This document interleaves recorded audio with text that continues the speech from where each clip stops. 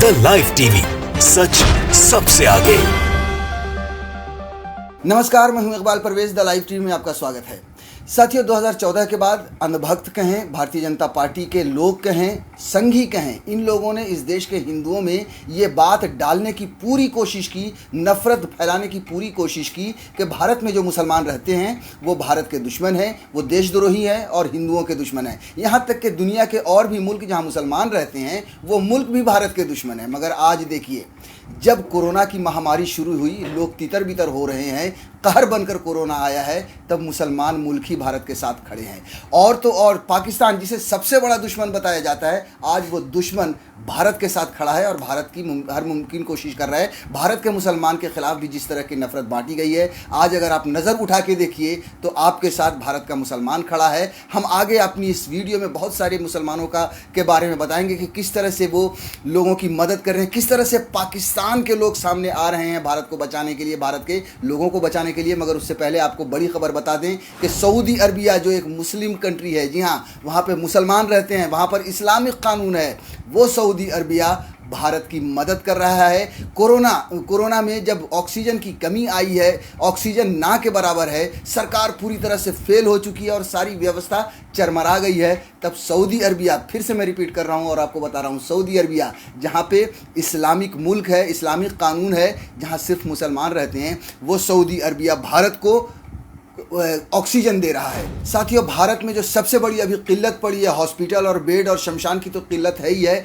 लेकिन सबसे बड़ी जो किल्लत पड़ी है वो किल्लत है ऑक्सीजन की। ऑक्सीजन की भरपाई नहीं हो रही है, जिसकी वजह से लोग सांस नहीं ले पा रहे हैं। सोचिए कि ये सरकार, मोदी सरकार, हमारे कर्मठ प्रधानमंत्री लोगों को सांस तक नहीं दे पा रहे हैं। ऐसे में सऊदी अरबिया खड़ा हुआ है, 80 टन ऑक्सीजन भारत को दे रहा है। साथियों, हम सऊदी अरबिया की भी खबर आपको विस्तार से बताएंगे, उसके बाद पाकिस्तान की भी खबर विस्तार से बताएंगे, लेकिन उससे पहले आपको एक छोटी सी चीज़ बताना चाहते हैं। आप अगर नज़र उठा के देखिए, आपको नफ़रत आपके दिमाग में किसने बांटी? संघियों ने बांटी। आपके दिमाग में नफ़रत नरसिंहानंद जैसे नकली और फर्जी बाबा ने बांटी। आपके दिमाग में नफ़रत कपिल मिश्रा ने डाली। आपके दिमाग में नफ़रत अनुराग ठाकुर और रागिनी तिवारी जैसे लोगों ने डाली। क्या आज वो आपके आसपास हैं? क्या आपने कहीं पर उन्हें देखा है कि वो किसी की मदद कर रहे हैं? क्या आपने देखा इनमें से किसी को भी कि किसी मैयत को, किसी शव को कंधा दे रहे हैं? जबकि मुसलमान दे रहे हैं, मुसलमान लोगों की मदद कर रहे हैं, मुसलमान अपनी गाड़ी बेचकर लोगों की मदद कर रहे हैं, अपनी कमाए हुए पैसे से लोगों की मदद कर रहे हैं। अब वापस हम आपको लेकर चलते हैं सऊदी अरब पर। हम जो खबर आई है उस खबर को बता देते हैं। जागरण ने छापी है, कई जगह पे छपी है, लेकिन जागरण ने लिखा है कि कोरोना महामारी भारत की ज़रूरत देखते हुए 80 टन ऑक्सीजन दे रहा है सऊदी अरब। कोरोना के मामलों में वृद्धि के चलते भारत की ज़रूरतों को देखते हुए सऊदी अरब 80 मैट्रिक टन ऑक्सीजन दे रहा है। अदानी समूह और लिंडे कंपनी के सहयोग से यह ऑक्सीजन भारत के लिए जहाज़ से रवाना हो चुकी है।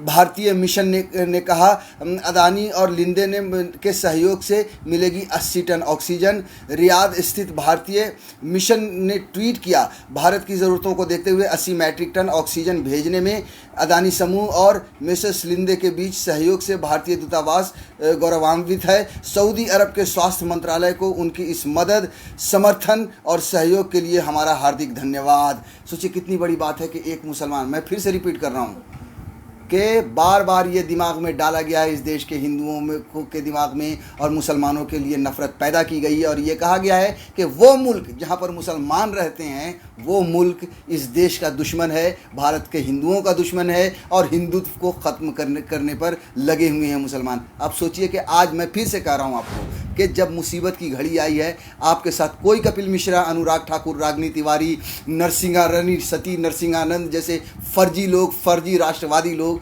आपके साथ खड़े हुए नहीं हैं। आपके साथ मैं फिर कह रहा हूँ, इस देश का मुसलमान खड़ा है।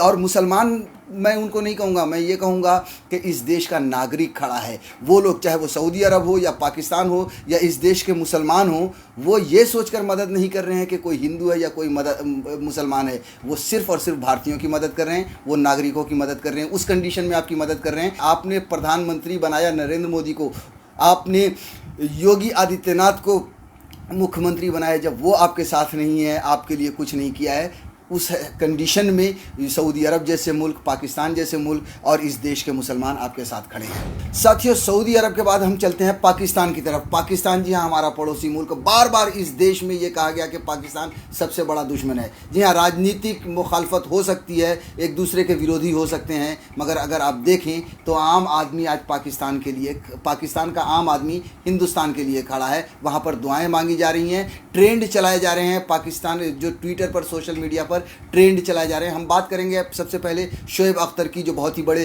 क्रिकेटर हैं, उनका नाम पूरी दुनिया जानती है। वो दुआ कर रहे हैं। उन्होंने पाकिस्तान में जब वीडियो देखा भारत की हालत की, शमशान घाट की, तो उन्होंने दुआ के लिए हाथ उठाया और ये दुआ मांगी। हम आपको वो खबर थोड़ा सा पढ़ के बता देते हैं क्या है असल में, कि शोएब अख्तर ने शमशान का वीडियो शेयर कर भारतीयों के लिए दुआ मांगी, पाकिस्तानियों को दी है चेतावनी। पाकिस्तान के पूर्व तेज गेंदबाज शोएब अख्तर ने एक बार फिर कोरोना वायरस के कहर से जूझ रहे भारतीयों के लिए दुआ मांगी है। अख्तर ने इंस्टाग्राम पर एक वीडियो शेयर किया है। उनके मुताबिक यह वीडियो भारत के किसी शमशान घाट का है, जिसको उनके किसी मित्र ने उनके साथ शेयर किया है। अख्तर ने वीडियो शेयर कर भारतीयों के लिए दुआ मांगने के लिए पाकिस्तानी नागरिकों को चेतावनी दी है। शोएब अख्तर ने वीडियो के कैप्शन में लिखा है, मेरे भारतीय मित्रों ने यह वीडियो मेरे साथ शेयर किया है। बहुत ही विनाशकारी दृश्य है। अल्लाह मेरे पड़ोसियों की हर परेशानियों को जल्दी दूर कर दे। इस समय सारी दुनिया को मदद की ज़रूरत है। अख्तर ने पाकिस्तानी नागरिकों को लिखा है, हमें भी सीखना चाहिए। तो ये देखिए आप, शोएब अख्तर ने किस तरह से दुआ मांगी है और अब पूरे पाकिस्तानियों को ये कह रहे हैं कि आप भारत के लिए दुआ कीजिए, भारत के लोगों के लिए दुआ कीजिए। वहाँ के लोग, भारत के लोग बहुत ही मुसीबत में हैं। उसके बाद उनकी बहुत ही तारीफ़ हो रही है दुनिया भर में। स्वरा भास्कर इकलौती फिल्म इंडस्ट्री की एक अभिनेत्री हैं जिन्होंने उनके इस कदम का या उनकी इस दुआ का स्वागत किया है। स्वरा ने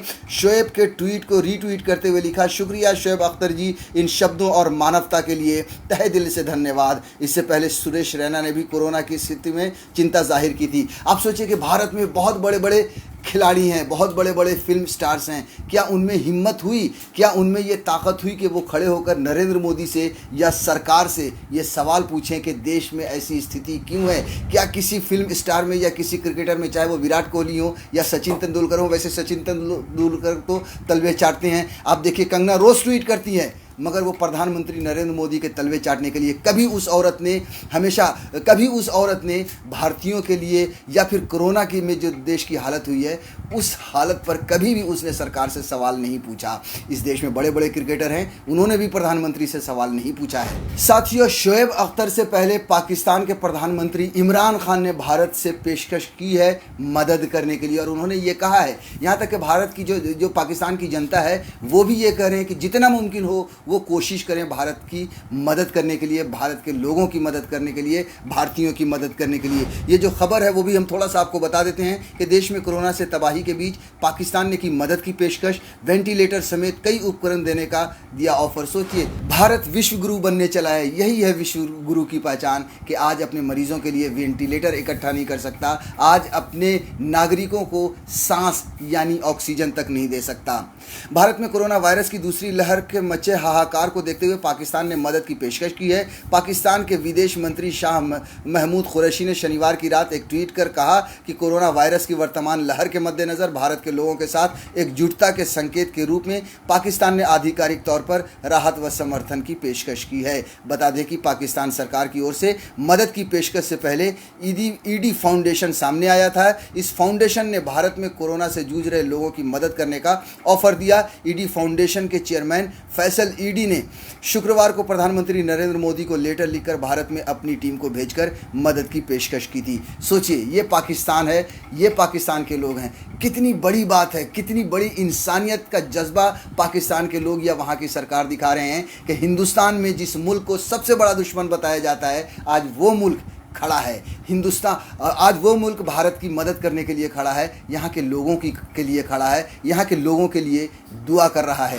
साथियों, इतना ही नहीं, पाकिस्तान की जनता तो वहाँ पर ट्रेंड चला रही है, जो ट्विटर पर, सोशल मीडिया पर जो ट्रेंड होता है वो ट्रेंड चला रही है, हैशटैग चला रही है कि we can't breathe, hashtag India needs oxygen, यानी कि वहाँ के लोग ये कह रहे हैं कि भारत को ऑक्सीजन की ज़रूरत है। और हैशटैग इंडिया लाइफ्स मैटर, यानी हिंदुस्तान में की जो भारतीयों की जो ज़िंदगी है वो भी महत्वपूर्ण है। पूरी दुनिया की मीडिया और सोशल मीडिया पर भारत की कोरोना वायरस की स्थिति की खासी चर्चा है, जिनमें ऑक्सीजन और बेड की कमी खासतौर पर हो रही है। इसी क्रम में पड़ोसी देश पाकिस्तान में भी भारत के कोरोना वायरस के हालात को लेकर चर्चाएं तेज है। शुक्रवार को पाकिस्तान में #we can't breathe, #India needs oxygen और #इंडियन लाइव्स मैटर जैसे हैशटैग ट्विटर पर ट्रेंड कर रहे थे।